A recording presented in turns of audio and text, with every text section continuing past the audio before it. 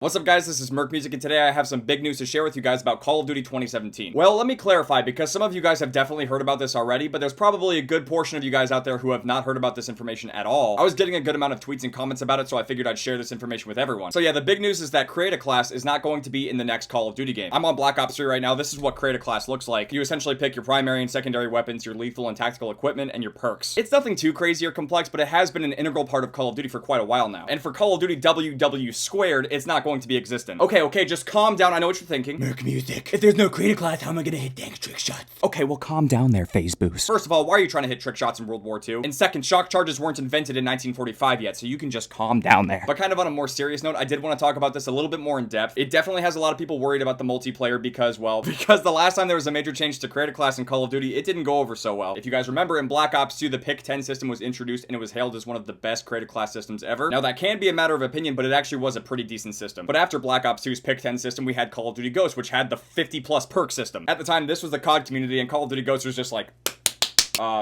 yeah, what the hell happened, guys? The Create a Class and Ghost just completely lacked focus and direction, and really, it just didn't make any sense. I really have no idea what was trying to be accomplished with Call of Duty Ghost, but it is what it is, it happened. But the reason I find that interesting is because after Call of Duty Ghost, we got Advanced Warfare, and they brought back Pick 10 in the form of Pick 13. It was pretty much the same as Black Ops 2's Pick 10 system, it just allowed you to pick 3 extra things instead. Because in Advanced Warfare, they had combined score streaks with your Create a Class. And then sure enough, after Advanced Warfare, Black Ops 3 brought back Pick 10, which is exactly what you're seeing here right now. So what I'm trying to say here is that Call of Duty has been pretty stagnant with Create a Class with the last couple of games. A lot of these Call of Duty games have really just taken the exact same system from Black Ops 2 and put it into their game. Ever since Call of Duty Ghosts, it doesn't really seem like there's a lot of confidence with trying to change the Create a Class system. And yes, I know it's only a couple of games, but they pretty much just copied and pasted the exact same system. Whereas with the next Call of Duty game, they're just completely getting rid of it. But here's the reason why I find this so funny. I'm sure for a lot of new Call of Duty players, not having a Create a Class system is going to be a huge change. But the irony here is that this is actually one of the most original parts of Call of Duty. Just check this out. Bam! Bam! Bam! Woo!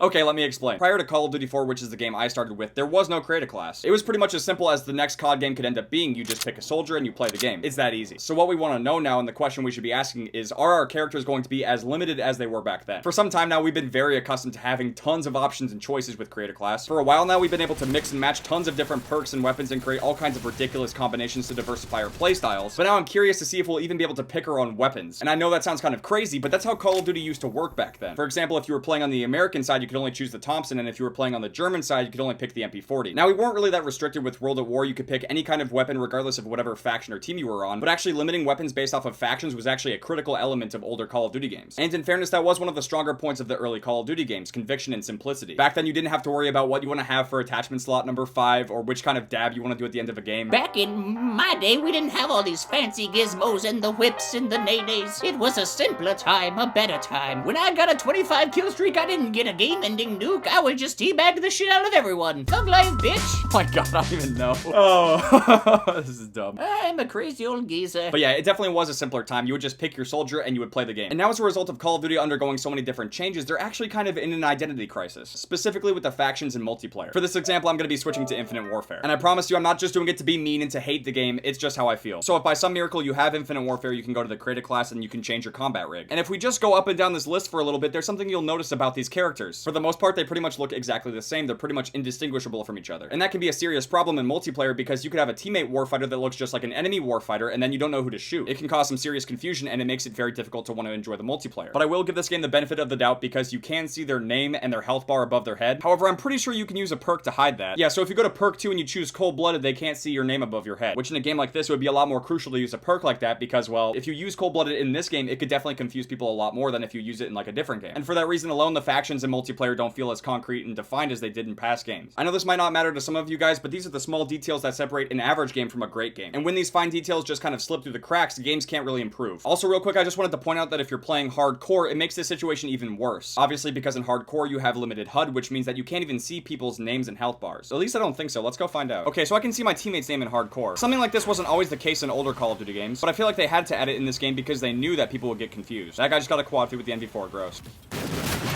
Okay, you can't see their names, but I think you guys get what I'm saying. In World at War, when you're playing as an American, if you saw a Japanese soldier, you knew they were the enemy. And obviously vice versa. If you were a Japanese soldier and you were playing on the Japanese team, you knew that the Americans were your enemy. I don't know. For me personally, that level of clarity made the game a lot more enjoyable. So yeah, the whole no created class thing, I don't know if it's necessarily bad news or good news. We're just gonna have to wait and see how this whole thing plays out because we don't know exactly how they're going to implement this old system. All we can really hope for is that somehow it's able to be a fun and viable system in 2017. Obviously, games have changed pretty drastically since 2003, and hopefully this reversion to an older system doesn't hurt the game too much. But yeah, on a completely unrelated note, I've been working on a Braden song / music video. Don't worry, it's not gonna be tomorrow's video, but I am working on it. All I'm gonna say about it is that as far as it goes for a song structure, it's actually pretty decent, but it's going to be really goofy with the lyrics. And I know this is pretty random as well, but I wanted to ask you guys if you think it'd be a cool idea if I remastered some of the old gun game videos, specifically the Waka Trickshot video. I was thinking of taking the exact same gun game video, but editing it the way I would do it now. I think it's a pretty cool idea. But yeah, thank you guys very much for watching. I hope you guys enjoyed this video. If you guys did and you're excited for the next Call of Duty game, make sure to drop a like, and I'll see you guys later.